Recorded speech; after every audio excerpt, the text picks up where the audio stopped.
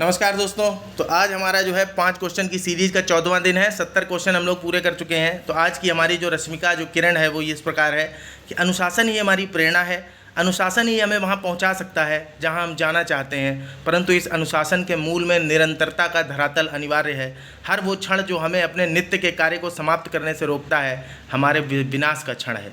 हमें शपथ है कि चाहे कुछ भी हो हम अपने प्रत्येक दिन के लक्ष्य को पूर्ण अवश्य करेंगे और यही हमारा ध्येय है। तो आप लोग भी अपने दिन में जो टारगेट पूरा करते हैं उसी को पूरा अपना ध्येय बना लीजिए कि उसे कंप्लीट किए बिना अपना दिन जो है नहीं ख़त्म करना है। तो कल के क्वेश्चंस के आंसर डिस्कस कर लेते हैं। Find the incorrect statement. Incorrect statement बताना था। India become a full SCO member in 2017 and in the same year join quad. ठीक है, 2017 में ही बना और 2017 में ही क्वाड को ज्वाइन किया।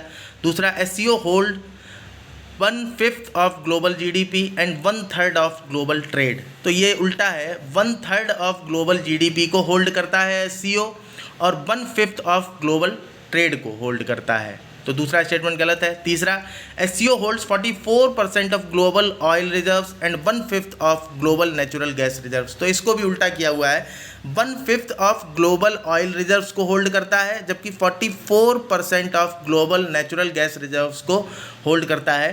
तो इस तरीके से आप देख लीजिए, एक बार रिपीट कर देते हैं कि एससीओ जो है वो 1/3 of global GDP, 1/5 of global trade, 1/5 of global global oil reserves और 44% ग्लोबल नेचुरल गैस रिजर्व्स को होल्ड करता है एससीओ। तो ये ध्यान रखिएगा।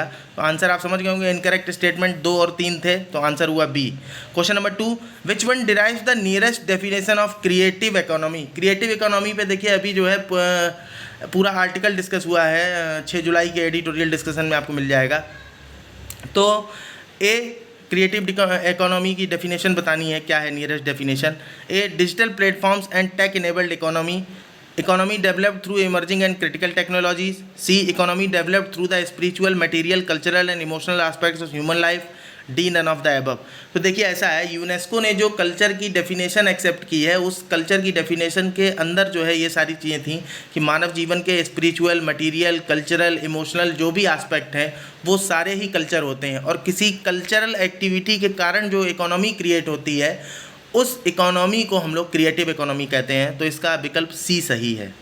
उसके बाद तीसरा क्वेश्चन देखिए, फाइंड द इनकरेक्ट स्टेटमेंट। इसमें गलत स्टेटमेंट बताना था। तो तीसरा क्वेश्चन पहला है, nodal body for Nalanda university is ministry of external affairs. देखिए नालंदा यूनिवर्सिटी है यूनिवर्सिटी, तो इसमें किसी को कोई कन्फ्यूजन नहीं होना चाहिए। कभी आप सोचने लगे कि मानव संसाधन मंत्रालय के अंदर होगा, means ministry of human resources के अंदर होगा, एचआरडी मिनिस्ट्री में, ऐसा नहीं है। ये नालंदा यूनिवर्सिटी जो है चूँकि इंटरनेशनल इम्पॉर्टेंस की यूनिवर्सिटी है और इसको जो है during the east Asia summit 16 देशों ने मिलकर के इसका उद्घाटन किया था। तो इसको देखने के लिए जो नोडल मिनिस्ट्री है, नोडल बॉडी है, वो मिनिस्ट्री ऑफ एक्सटर्नल अफेयर्स ही है। ये बात ध्यान रखेंगे हम लोग हमेशा, कभी कंफ्यूज नहीं होंगे, कभी स्टेटमेंट मिल सकता है आपको। दूसरा है, तो ये गलत नहीं है, ये सही है। B, Maharashtra is home to 6 UNESCO world heritage sites. ये भी सही है, 6 वर्ल्ड हेरिटेज साइट्स जो हैं वो महाराष्ट्र में है। तीसरा, न्यूमरस लेट हड़प्पन और Chalcolithic sites belonging to the Ahar culture have been discovered throughout the state. यहाँ देखिए यही स्टेटमेंट गलत है।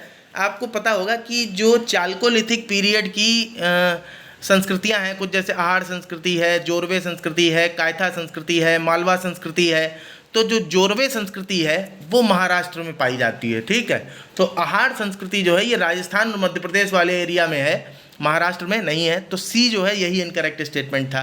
चौथा, how many statements are correct. इन दोनों में कौन गलत है ये बताना है। तो पहला देख लीजिए, inter state migrant workman act 1979 allows migrant workers to work without registration maximum for 90 days from the day of arrival at the site. गलत है, रजिस्ट्रेशन के बाद ही काम कर सकता है, कोई छूट नहीं है ज़रा सी भी 90 दिन और 50 दिन की। तो पहला स्टेटमेंट गलत हुआ। दूसरा, cyclonic conditions related to bay of Bengal can't affect the monsoon of Kerala. अभी आप देखें केरल में इस समय जो है बहुत ज़्यादा बारिश हो रही है और वो जो है बे ऑफ बंगाल में साइक्लोनिक कंडीशन बनी हुई है, इसी की वजह से जो है केरला के मानसून पे ये इफेक्ट पड़ा हुआ है, इसलिए ये स्टेटमेंट बनाया था। तो ये भी जो है गलत है। तो बताना था कौन सा सही है, तो दोनों ही सही नहीं है, नाइदर वन नॉर टू। और अंतिम क्वेश्चन आप देख लीजिए कल का जो था, satellites used for telecommunication relay are kept in a geostationary orbit, a satellite is said to be in such an orbit when. देखिए हम लोग सैटेलाइट और ऑर्बिट्स इनके बारे में बहुत डिटेल से डिस्कस कर चुके हैं अपने स्पेस सेक्टर के वीडियो में, इसरो के इंसेप्शन से लेकर के। तो आप लोग जो सुनना चाहे वो जाके देख भी सकता है, बहुत कंप्लीट वे में पड़े हुए हैं। हालांकि अभी वो सीरीज़ कंटिन्यू है, उसमें भी कई चीज़ें बाकी हैं, तो उन्हें भी आगे धीरे धीरे पूरा करेंगे।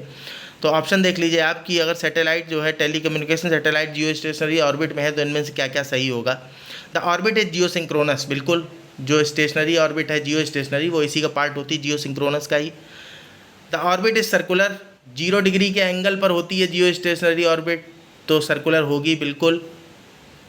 अब उसके बाद the orbit lies in the plane of the earth equator, angle ही हम लोग जो है अर्थ के इक्वेटर के प्लेन से निकालते हैं, तो 0 डिग्री मतलब उसी प्लेन पे हुआ, तो ये तीनों सही। चौथा देखिए the orbit is at an altitude of 22,236 kilometre, तो ये स्टेटमेंट गलत है क्योंकि लगभग 36,000 किलोमीटर की ऊंचाई पे होती है जियो स्टेशनरी ऑर्बिट या जियो सिंक्रोनस ऑर्बिट, 35,780 बोलते हैं उसको। तो चौथा स्टेटमेंट गलत है। तो अगर चौथा स्टेटमेंट आप बता देखिए कितने इजी क्वेश्चन पूछी है, ये लास्ट ईयर यूपीएससी का पूछा हुआ क्वेश्चन है, मतलब लास्ट ईयर कह रहे हैं मतलब पिछले किसी साल में पूछा होगा।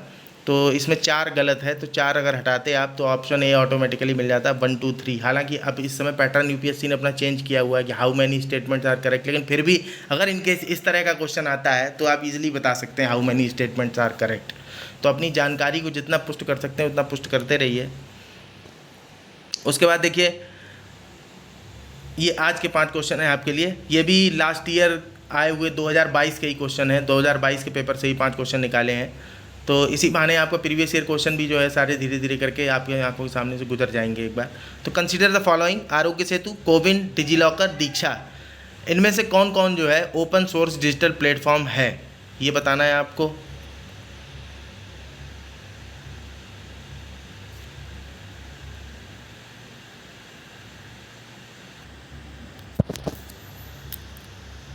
पहले क्वेश्चन का आंसर उसके नीचे ही लिखा हुआ था, वो सामने आ गया, चलिए कोई बात नहीं, मिस्टेक हो गई।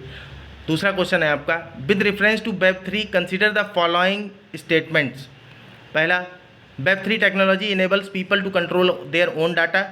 दूसरा स्टेटमेंट, इन वेब3 world there can be block chain based social networks. तीसरा स्टेटमेंट, वेब3 is operated by users collectively rather than a corporation. तो इनमें से कौन कौन से स्टेटमेंट सही हैं, which of the statements given are correct, बताना है आपको। तीसरा है, with reference to software as a service SaaS consider the following statements. पहला स्टेटमेंट है, SaaS buyers can customise the user interface and can change data fields. दूसरा statement है, SaaS users can access their data through their mobile devices. और तीसरा option है, Outlook, Hotmail and Yahoo mail are form of SaaS, which of the statements given above are the correct. तो आपको बताना है कौन कौन से स्टेटमेंट सही है। चौथा क्वेश्चन है आपका, विच one of the following statements. देखिए आगे हम थोड़ा सा इस प्रोग्राम को और ठीक करेंगे, आंसर्स जो है एज एक्सप्लेनेशन हम अब आगे से इसको कोशिश करेंगे कि एक्सप्लेनेशन भी आपको जो है आंसर्स के नीचे रहे, ताकि जो है डिटेल वे में, जैसे डिस्कशन में जो ऑप्शन गलत होते हैं उनके बारे में थोड़ा बहुत डिस्कस तो हो जाता है, लेकिन डिटेल्ड वे में एक्सप्लेनेशन नहीं रहता है उसके नीचे। तो उसको भी धीरे धीरे समय के साथ अभी इंक्लूड कर लेंगे, अभी फिलहाल के लिए, लेकिन अपनी प्रैक्टिस बंद नहीं करेंगे, 5 क्वेश्चन रेगुलर देखते रहेंगे, क्योंकि ब्रेन फिर भी टॉपिक्स तो इंक्लूड करता ही है अपने अंदर ना। तो चौथा, which one of the following statements best reflects the idea behind the fractional orbital bombardment system often talked about in media. तो ए है, hypersonic missile is launch into space to counter the asteroid approaching the earth and explode it in space. B, a spacecraft lands on another planet after making several orbital motions. C, a missile is put into a stable orbit around the earth and deorbits over a target on the earth. And D, a spacecraft moves along a comet with the same speed and places a probe on its surface. Last और 5वां question है, which one of the following is the context in which the term qubit is mentioned? Cloud services, quantum computing, visible light communication technologies, wireless communication technologies. तो ये 5 प्रश्न जो है 2022 के पिछले साल के पेपर से उठाए गए हैं, तो आप इनको एक बार जो है देख लीजिए। देखिए यूपीएससी क्वेश्चन अपने रिपीट भी करती है, कभी कभी जो है 2 से 3 क्वेश्चन रिपीट भी हो जाते हैं, तो प्रीवियस ईयर क्वेश्चन भी हम लोगों को करने चाहिए। तो अभी फ़िलहाल के लिए जब क्वेश्चन बनाने का समय नहीं मिल पा रहा था, तो इस वजह से हमने लास्ट ईयर के क्वेश्चन पेपर से उठाकर क्वेश्चन जो है 5 यहाँ पे लेके आए हैं। तो इनको आप जो है सॉल्व करिएगा।